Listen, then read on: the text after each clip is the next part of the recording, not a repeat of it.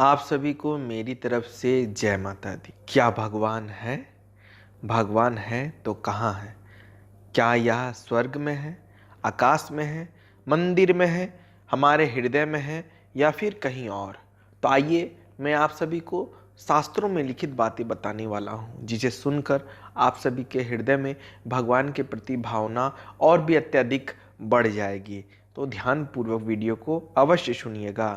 भगवान के सही पते को ना जानकर हम उसे इधर उधर हर जगह कल्पना करते रहते हैं। भगवान कहाँ है? आइए मैं बताता हूँ भगवान कहाँ है।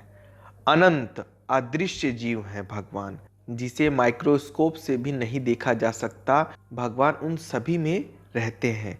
हालांकि सोफा, टेबल, कैमरा, ट्यूबलाइट या रिकॉर्ड प्लेयर में भी भगवान नहीं है, क्योंकि ये सब मानव निर्मित रचनाएं हैं। भगवान किसी भी मनुष्य द्वारा बनाई गई चीज़ों में नहीं रहते, लेकिन वह जीवित प्राणियों अर्थात एक इंद्रिय जीवित प्राणियों, दो इंद्रिय प्राणियों, पक्षियों, पौधों, पेड़ों, जानवरों, मनुष्य आदि में रहते हैं। जो हम बार बार देखते हैं वह शरीर है और उनके भीतर भगवान है। क्या भगवान का अस्तित्व है?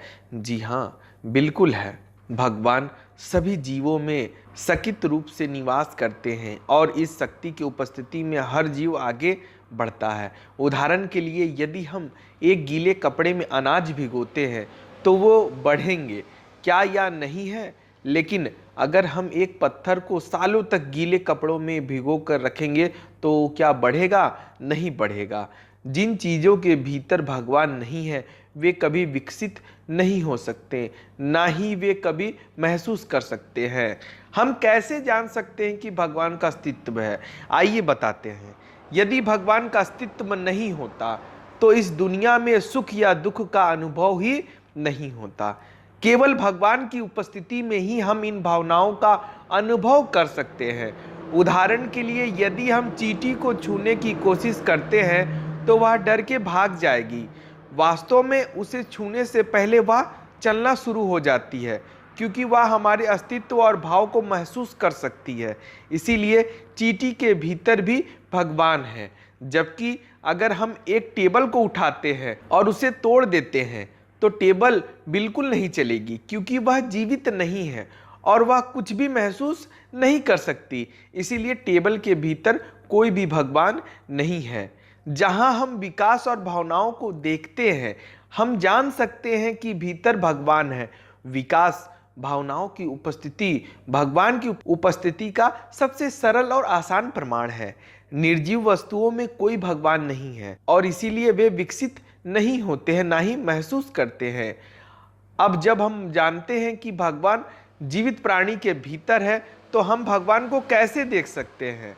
हमारा सारा जीवन हम बाहर भगवान की तलाश में रहते हैं, लेकिन वास्तव में भगवान को अंदर महसूस करने की आवश्यकता है। शारीरिक आंखों के माध्यम से हम बाहर की सभी अस्थायी एवं क्षणिक चीजों को देख सकते हैं।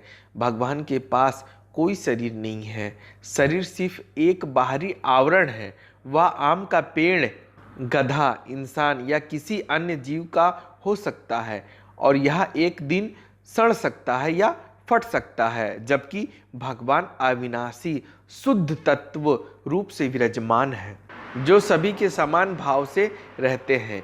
सोचने और समझने वाली बात यह है कि भगवान हर जगह मौजूद है, इसमें शंका नहीं है। वो हर तरह से हमें देख रहे होते हैं, सुन रहे होते हैं, हमारी सारी चीज़ों की बातों को वो रिकॉर्डिंग करके रखे रहते हैं।